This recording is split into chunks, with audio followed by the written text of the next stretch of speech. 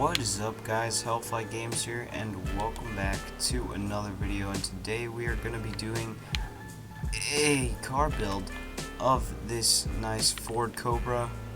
What year is it? I'm not sure, but it was added in the new car pack, and I believe it has 145 horsepower, which, as you know, is not that fast.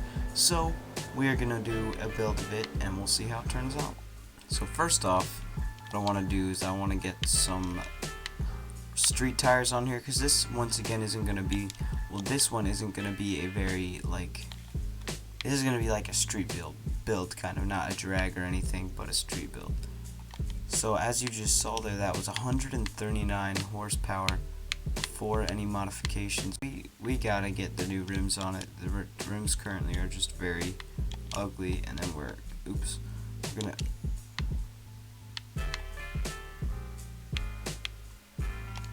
we're gonna upgrade the rim size a little, not too much. Don't want to look gangster.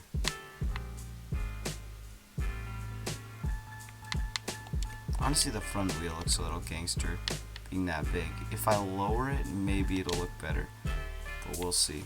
So I am gonna put a little bit lower suspension on this one because it is so high up right now. And what I actually need to do right now is I need to go into this. It's locked, freaking.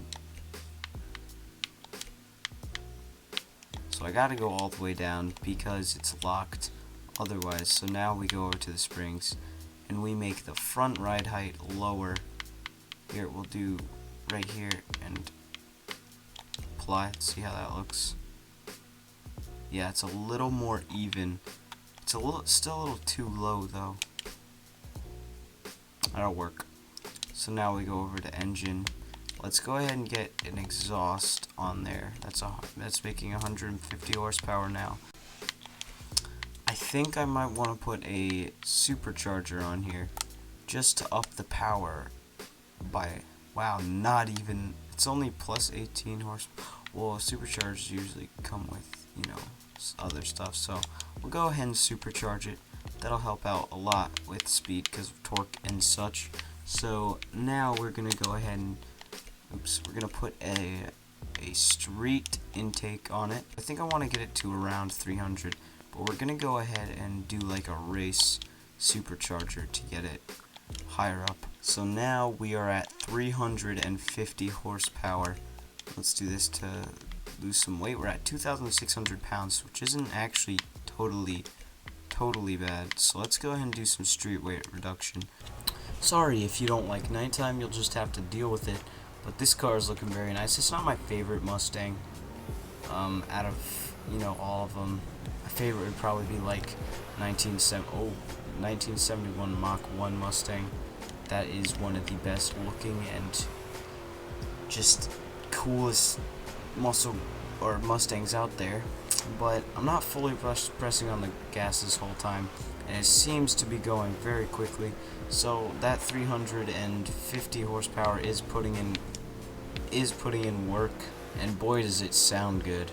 You can see those exhaust pipes going to the ground right there. Looks awesome. See how it'll handle a corner. Answer, not very well, but that was probably just my driving right there. Alright, drift. That was a fail. Oh man, this thing, it is kind of going, because even stock it was mediocre, but the thing is, you just feel bad driving a Mustang. You just feel bad driving a Mustang with such low horsepower. Like 130 horsepower, it really isn't. It's nothing. Oh, did you hear that tunnel? I think we're coming up on another one, maybe. Probably not. Oh. If I'm gonna drift this. Yeah. Alright, now let's go into the tunnel.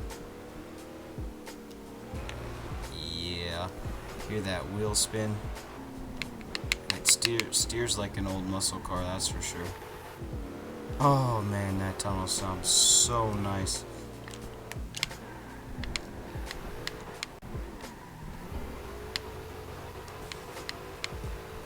For some reason, this thing doesn't really like to whip around corners, you know what I mean? Like, I was trying to get it to go right there, but the wheels just weren't spinning enough, which I guess is kind of a good thing. The rear end of this, honestly, isn't the prettiest. It's not the prettiest looking rear end. It's not the best butt I've seen, I mean. There's way better butts out there.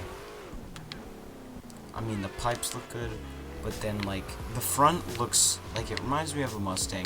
It reminds me of, like, older Ford. Like, not even the old classic Ford, just, like, an awkward era. I don't know.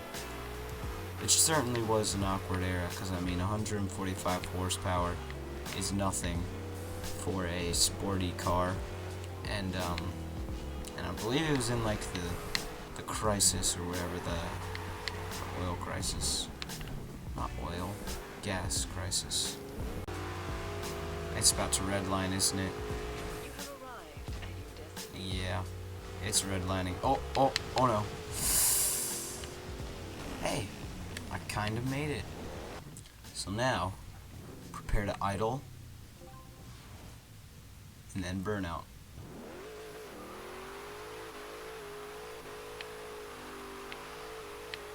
Yeah.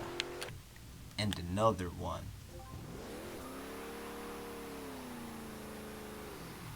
God dang it, I let it go. Alright, we're trying it again.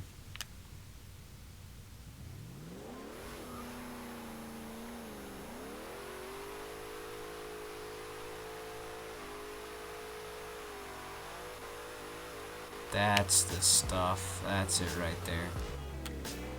So overall, this car is pretty good. I mean, it looks decent. I mean, you can see the Mustang heritage is just like in an awkward phase. The performance stock is just absolute crap, honestly. Like, I don't know. I don't know how expensive this was back in the day, and this was probably the best model they had of the Mustang, because you know, like, they have the V6 and the V8. Oh crap. But I mean, it's a classic, sort of. It's kind of not that well known.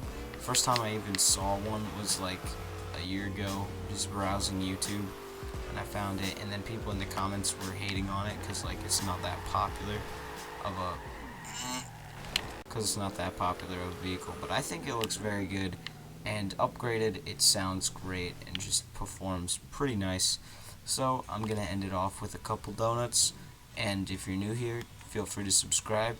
I'm looking to get to 100 soon, very close, so feel free to subscribe, and I'll see you on the next video.